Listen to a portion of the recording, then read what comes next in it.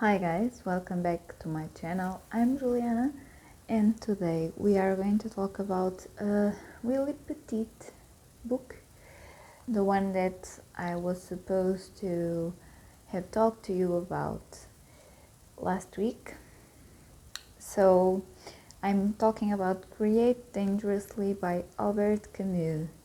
This is from Penguin Modern and this is a collection of 3 essays. So the first one, Create Dangerously.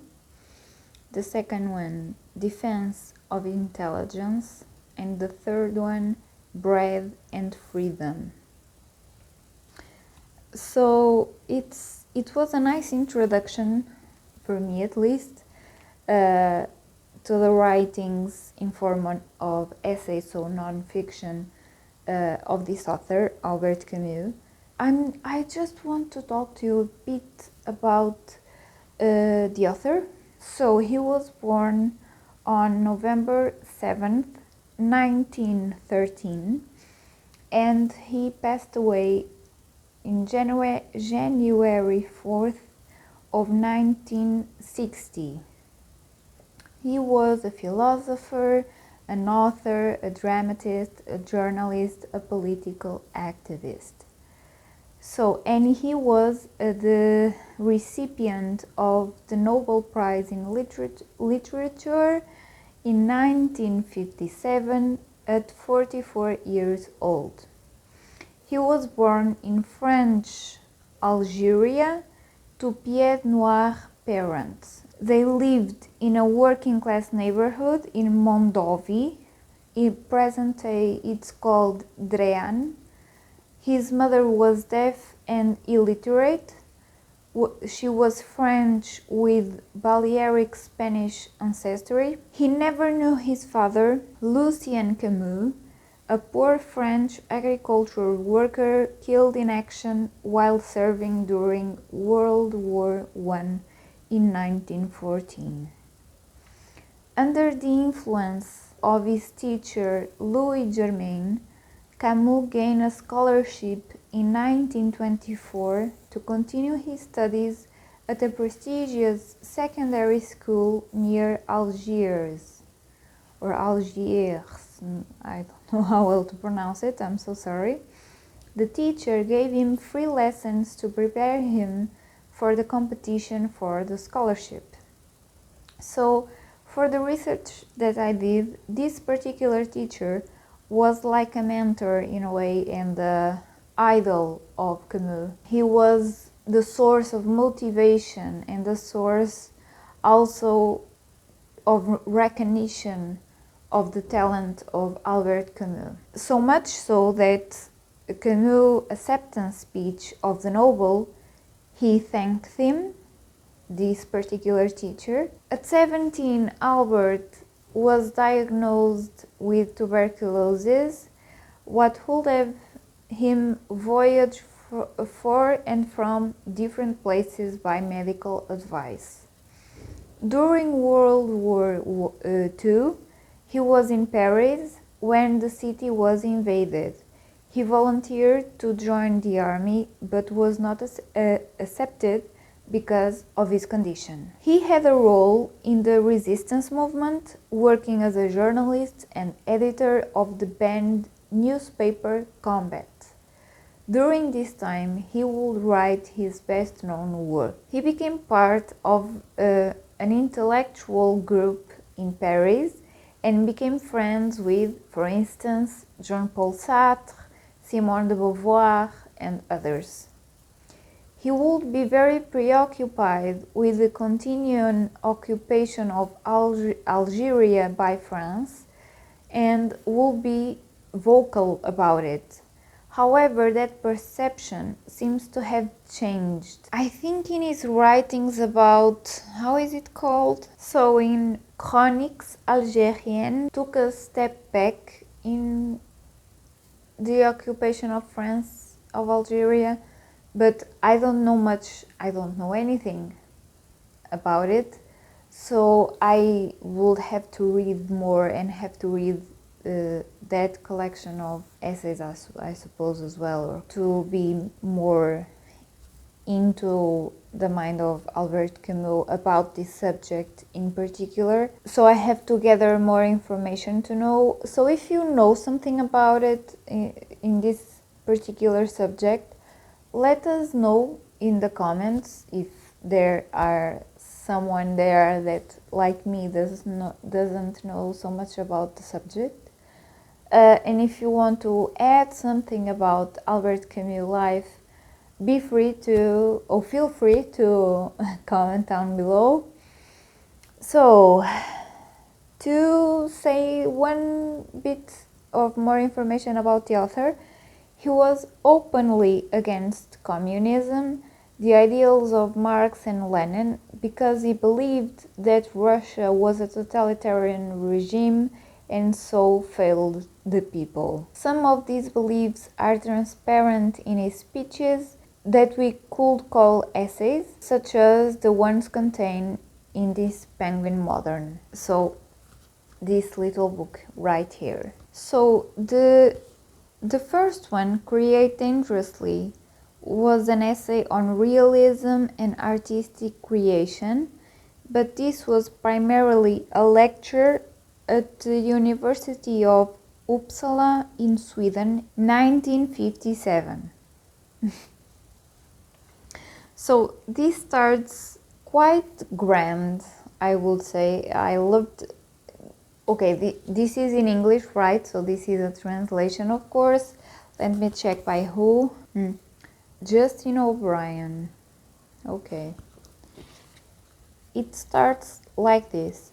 An Oriental wise man always used to ask the divinity in his prayers to be so kind as to spare him from living in an interesting era. As we are not wise, the divinity has not spared us, and we are living in an interesting era. In any case, our era forces us to take an interest in it. The writers of today know this. If they speak up, they are criticized and attacked. If they become modest and keep silent, they are vociferously blamed for their silence. And more further it says, today everything is changed and even silence has dangerous implications. So just for these first paragraphs, as you can see, I hope you can see that I underline and put a little exclamation mark down here. This will talk about, in general terms, how authors, artists, so those type of people have, wishing it or not, a responsibility in society as such.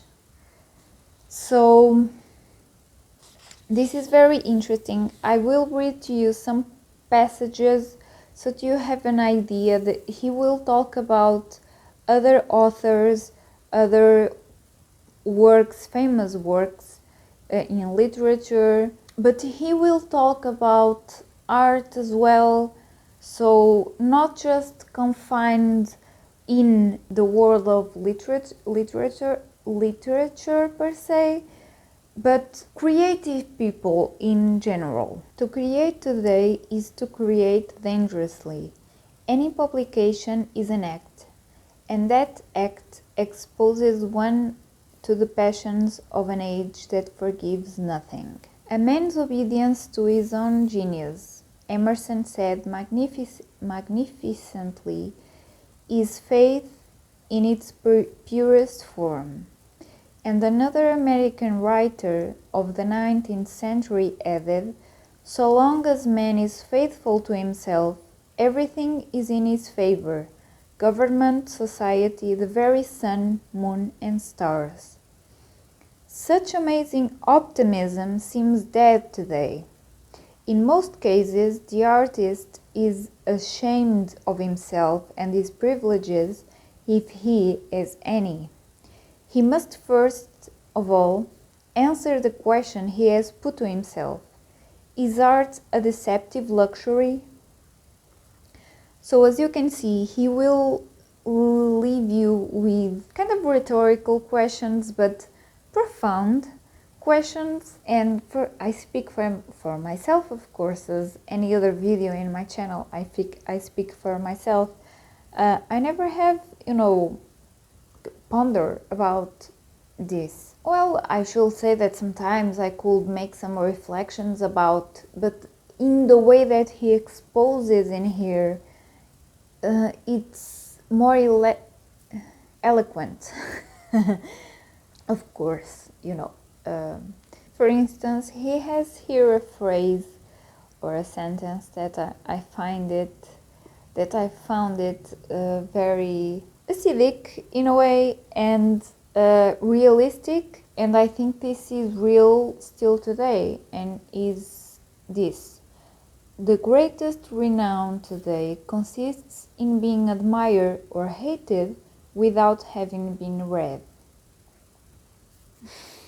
And I think that's very true, even today, and now with the social media and with the viral videos and other kind of social media, like short videos and so on and so forth, you know what I'm talking about. This is very true. This is something can arise to fame in seconds, in a couple of hours, and after that is created a frenzy surrounding that particular work, that particular book, talking about literature in particular.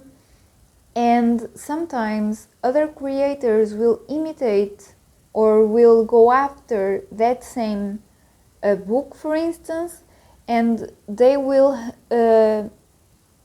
film and talk about that same exact book, and you find yourself watching thousands of videos about the same thing, and it becomes fashionable talking about it, and you don't want to feel left out, and so you kind of enter in the same boat as them, and and sometimes you ponder if the person really read the book. Sometimes you can really know for sure, if you have read it, if the person really read the book, or for instance just watched the movie and then talks about the story and you say, what are you talking about?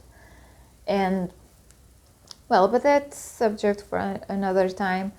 But even the critics, this is so hot or cold. You can be praised non-stop as you can be put down in a question of days. So further on he will say, what then is art? Nothing simple, that is certain. And further on, there is no need of determining whether art must flee reality or defer to it, but rather what precise dose of reality the work must take on a ballast to keep from floating up among the clouds or from dragging along the ground with weighted boots. And there is a phrase in the continuum of his thought that I think is summary of what we can consider art, or as he says, the dilemma of art. So, the prophet, whether religious or political, can judge absolutely, and as is known, is not chary of doing so, but the artist cannot. If he judged absolutely, he would arbitrarily divide reality into good and evil, and thus indulge in melodrama. The aim of art, on the contrary, is not to legislate or to reign supreme, but rather to understand first of all. This is why the artist, at the end of his slow advance absolves instead of condemning. Instead of being a judge, he is a justifier. Isn't this beautiful? So I'm going to say something like that an idea that comes to you and you as an author write, or as a painter paint or draw. Well, I'm specifying the type of art, but art in general, whatever it is.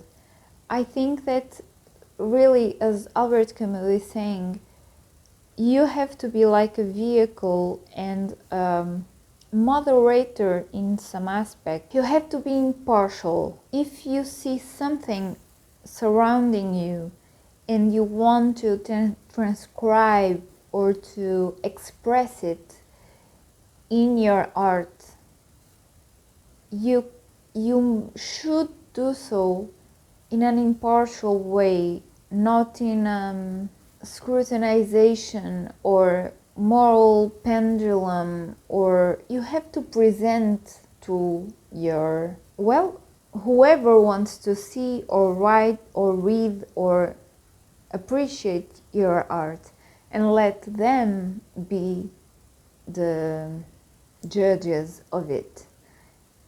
I don't know if this is the exact thought of Camus. Let me know what is your opinion of this. At the same time that he's saying that the artist shouldn't be the judge, he also says that the artist shouldn't be quiet. So, well, you have here two ways of putting things in the same plate. I think I can say that. So yeah, that's a really hard balance, and you have to have in mind that the artist should have the liberty to explore whatever, but at the same time have the responsibility before his public. So what I'm trying, I hope I'm passing across, but let's continue. So, after all, perhaps the greatness of art lies in the perpetual tension between beauty and pain, the love of man and the madness of creation, unbearable solitude and the exhausting crowd, rejection and consent. Art advances between two chasms, which are frivolity and propaganda. That is a remark of Gide that I have always approved, although it may be easily misunderstood. So Gide says, art lives on constraint and dies of freedom. That is true, goes on Camus. But it must not be interpreted as meaning that art can be controlled. Art lives only on the constraints it imposes on itself. It dies of all others. Conversely, if it does not constrain itself, it indulges in ravings and becomes a slave to mere shadows. The freest art and the most rebellious will therefore be the most classical. It will reward the greatest effort.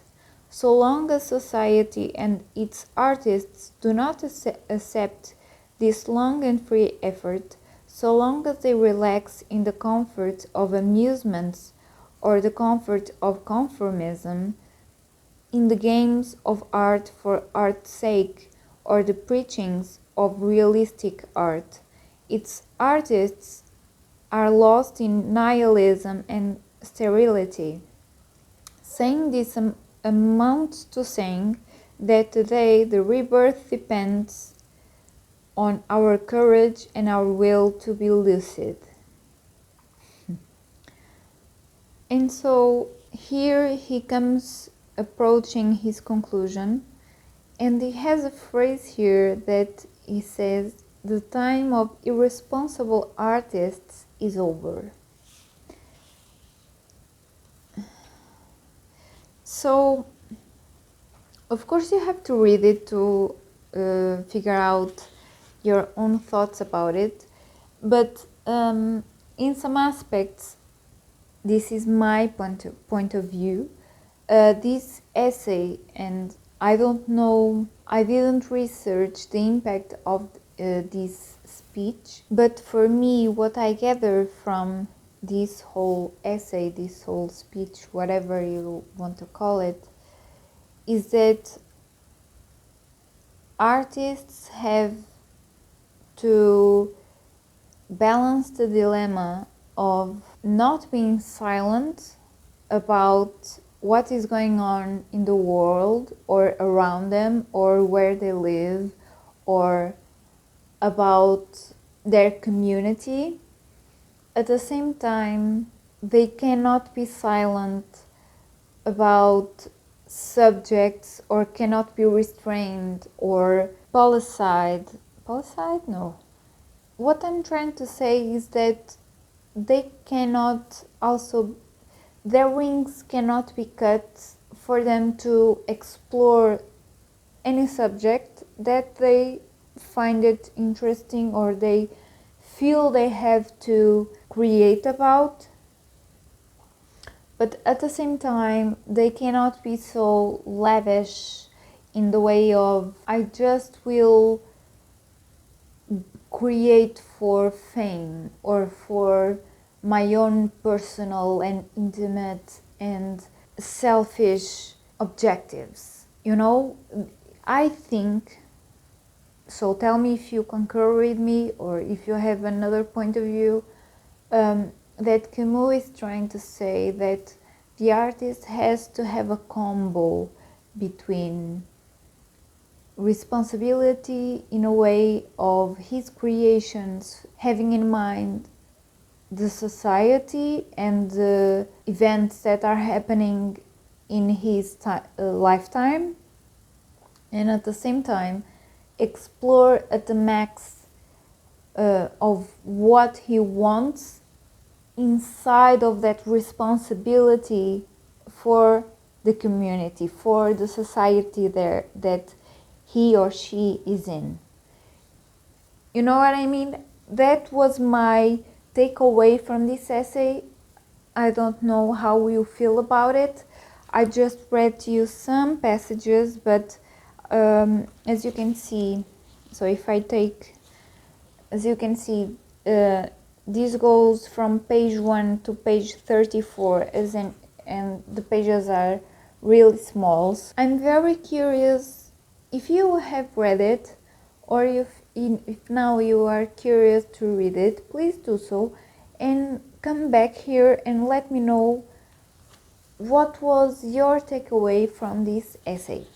So moving forward, let me just see here.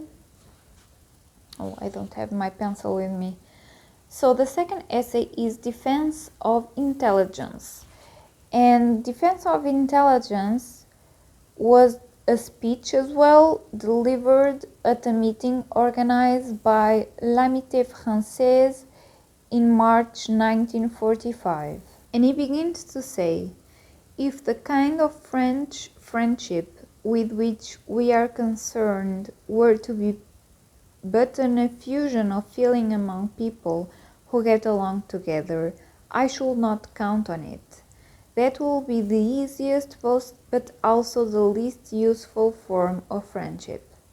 And I support that the people who founded the society called l'Amitié Française wanted something else, a more difficult form of friendship that calls for effort. In order to avoid yielding to facility and indulging in self-congratulation, I should like, in the 10 minutes allotted me, merely to point out the difficulties of such an undertaking. I could not possibly do this more effectively than by speaking of what always stands in the way of friendship. In other words, falsehood and hatred. So this is an introduction, but he will talk about some things about the World War II. So as you as I said before, this was done in March of 1945, so it was the close or the end of the war, but you know, the feelings were there, of course, still. He says that even now intelligence is ill-treated. This proves simply that the enemy is not yet conquered. If you merely make an effort to understand without preconceptions, if you merely talk of objectivity, you will be accused of sophistry and criticized for having pretensions. No, we can't have that. That is what must be reformed. For I know as well as anyone the excess of intelligence, and I know as well as anyone that the intellectual is a dangerous animal ever ready to betray. But that is not the right kind of intelligence. We are speaking of the kind that is backed by courage, the kind that for 4 years paid whatever was necessary to have the right to respect. When that intelligence is snuffed out, the black night of dictatorship begins. This is why we must maintain it with all its duties and all its rights. At that price, and only at that price, will friendship have a meaning. For friendship is a knowledge acquired by free men, and there is no freedom without intelligence or without mutual understanding. In conclusion, I shall speak directly to your students who are gathered here. I am no one to preach virtue to you.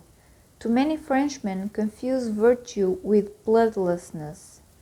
If I had any right to do so, I should rather preach the passions to you. But I should like those who will represent French intelligence in the future to be resolved at least never to yield on 1 or 2 points. I should like them not to give in when they are told that intelligence is always unwelcome or that it is permissible to lie in order to succeed. I should like them not to give in to guilt, to violence, or to inertia. Then perhaps a French friendship will be possible that will be more than idle talk. Then perhaps in a nation that is free and passionately attached to truth, men will begin again to have that feeling for men without which the world can never be but a vast solitude. So, you know, this has very much to do with the war. It's very short, so just these few pages. I won't say much more, but, you know, from what I read, I think you can have a perception of what he's talking about. I didn't want to use terms here that could be censored, but, you know what I'm talking about. So that's that. And then the last one is bread and freedom. And this, let me check. Okay, bread and freedom was a speech addressed to the labor exchange of Saint Etienne in May 1953. Okay. So, as you can understand, these 3 speeches are kind of a reflection of what was going on in the world and in the society of Albert Camus at that particular time. And even so, after the war has ended, or had ended, he will talk very much about it. This because, as I told you at the beginning, when I was talking about a bit about the life of Albert Camus, he was a political activist, and he had a role in the resistance in France while they were being invaded by Germany. So it begins like this. If we add up the examples of breach of faith and the extortion that have just been pointed out to us, we can foresee a time when in Europe of concentration camps, the only people at liberty will be prison guards who will then have to lock up one another. When only one remains, he will be called the Supreme Guard. And that will be the ideal society in which problems of opposition, the headache of all 20th century governments, will be settled once and for all. Of course, this is but a prophecy, and although governments and policy forces throughout the world are striving with great goodwill to achieve such a happy situation, we have not yet gone that far. Among us, for instance, in Western Europe, freedom is officially approved. But such freedom makes me think of the poor female cousin in certain middle-class families. She has become a widow. She has lost her natural protector, so she has been taken in, given a room on the top floor, and is welcome in the kitchen. She is occasionally paraded publicly on Sunday to prove that one is virtuous and not a dirty dog. But for everything else, and especially on state occasions, she is requested to keep her mouth shut. And even if some policeman idly takes liberties with her in dark corners, one doesn't make a fuss about it, for she has seen such things before, especially with the master of the house, and after all, it's not worth getting in bed with the legal authorities. In the East, it must be admitted, they are more forthright. They have settled the business of the female cousin once and for all by locking her up in a closet with 2 solid bolts on the door. It seems that she will be taken out 50 years from now, more or less, when the ideal society is definitively established. Then there will be celebrations in her honor. But in my opinion, she may then be somewhat moth-eaten, and I am very much afraid that it may be impossible to make use of her.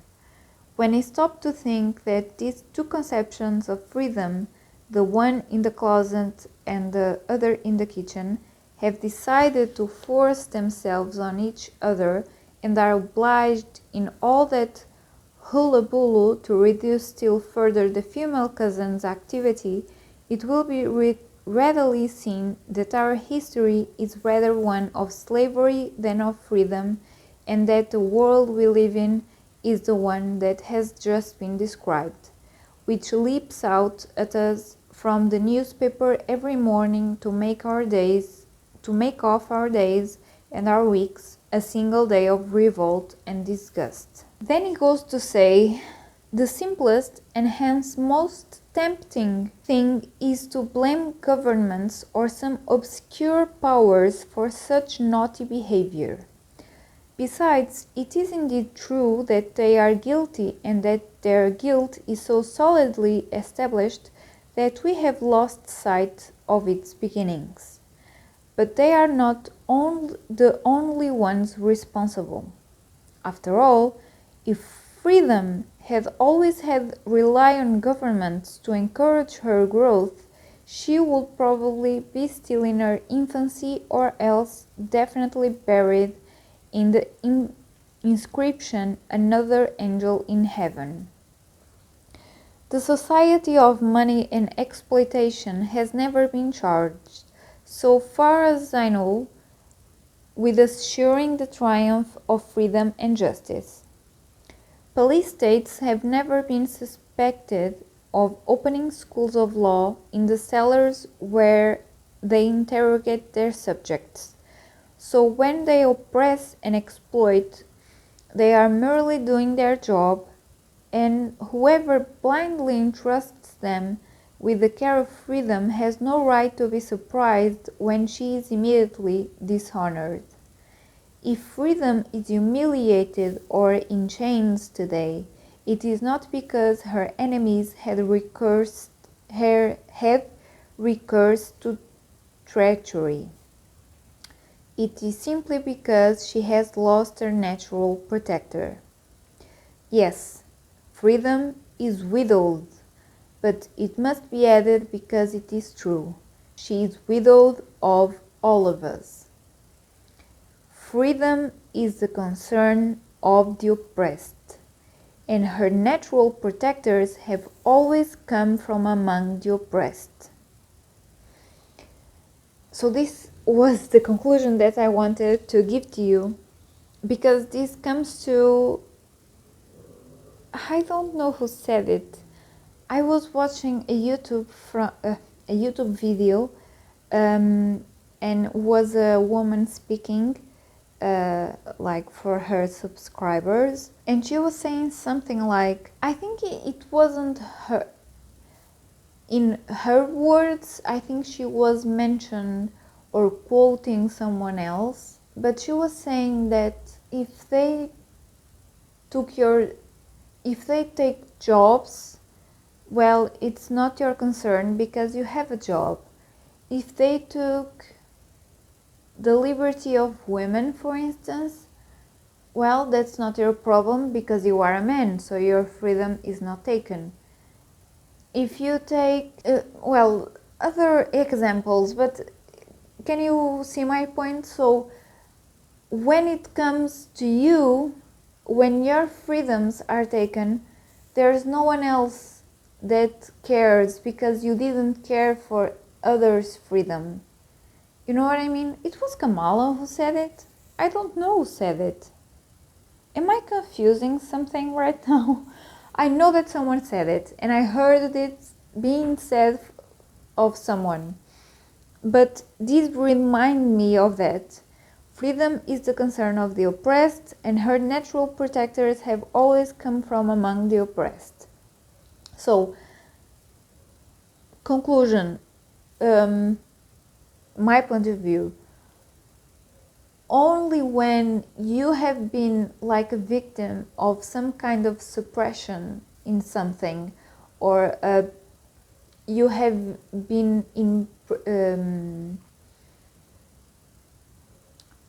suppressed of some kind of freedom, you will speak up, or you will have the urge to speak up, or the urge to ask for help.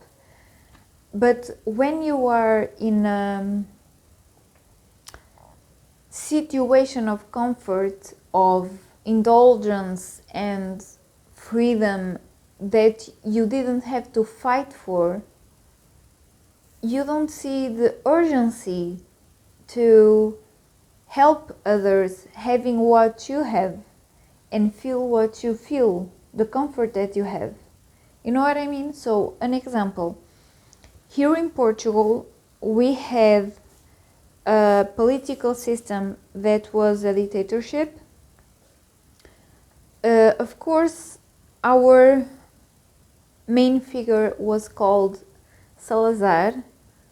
He was like mastermind that brought the financial system or financial situation of Portugal to somewhat of profitable circumstance. Of course, he wasn't the only one. It wasn't him alone who took the country and strangulated people to poverty. Salazar at the time only gave education, basic education, so the primary school and nothing more, or very few people would continue their studies. and you know what I mean, nobles or big businessmen and their families or their children would continue their studies further on and even outside the country, but that was for a few people. I'm not a I'm not an historian, and I lack in knowledge also about Portugal history. I acknowledge that, and I admit that. But these are a few things that I'm remembering right now. People at the time, as I'm also have testimonies of family members that lived throughout the dictatorship, you know, they were so poor in terms of resources, but also in terms of knowledge and knowing basic stuff like what was going on in the world. You know, they have their little world in the village, you know, and with the people that they talk to day in and day out in their daily lives. We have a specific police system called PID that would watch over what was going on and would police people in with force and with torture and with hard stuff, because you couldn't say anything against the regime. So, but people would live their lives not almost, they knew, but they kind of resignated with their state of life. You know what I mean? But my point was, okay, I'm sorry, I'm rambling.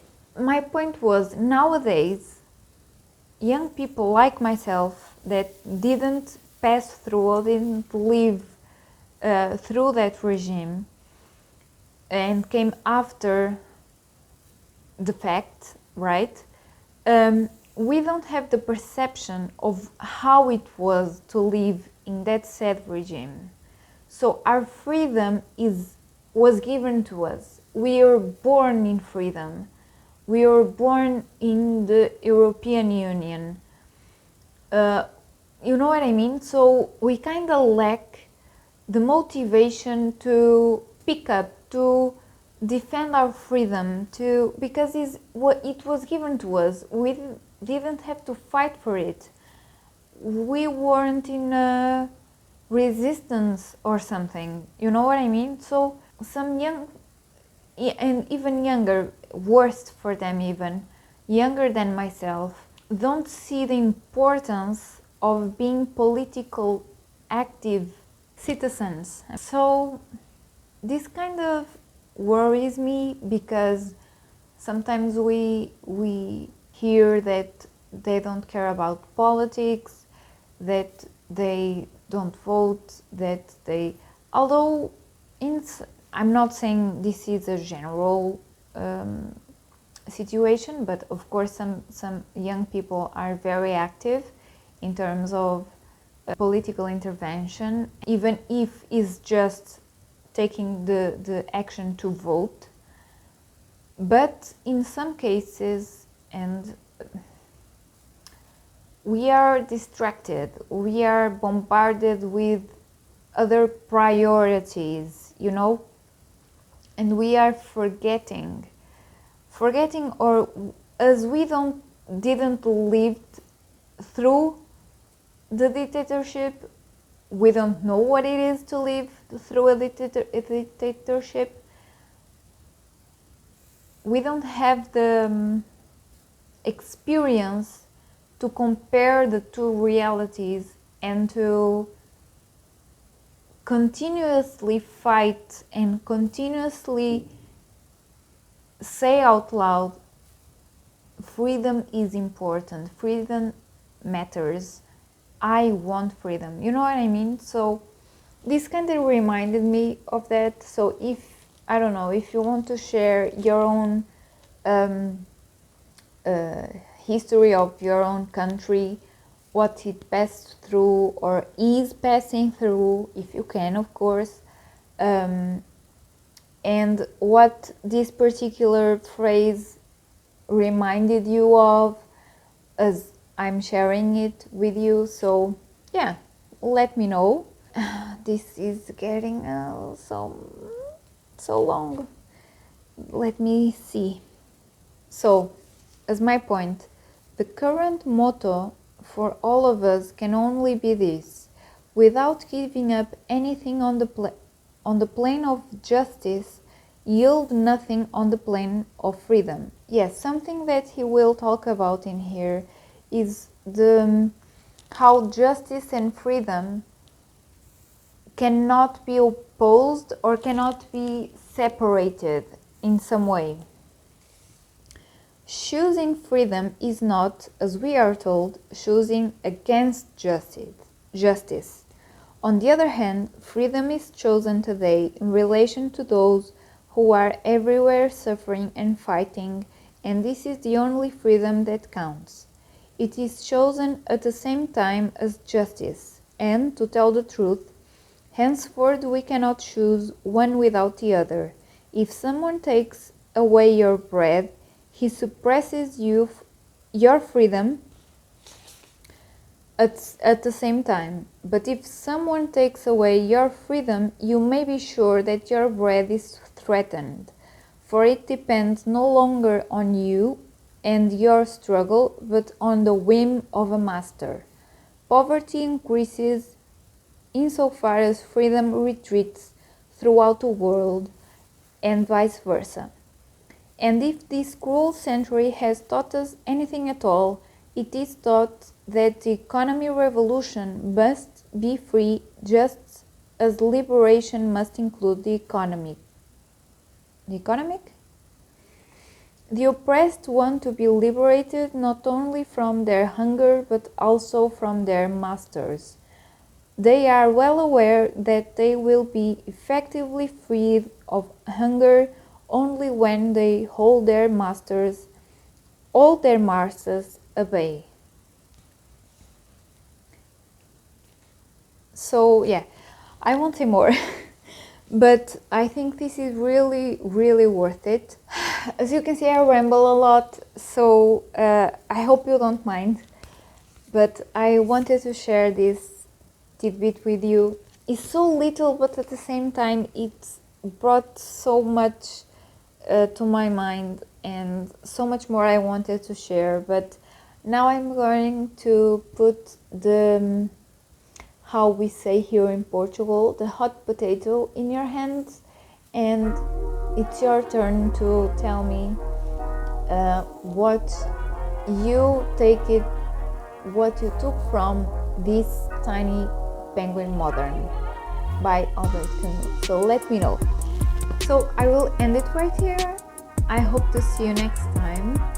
Big kisses and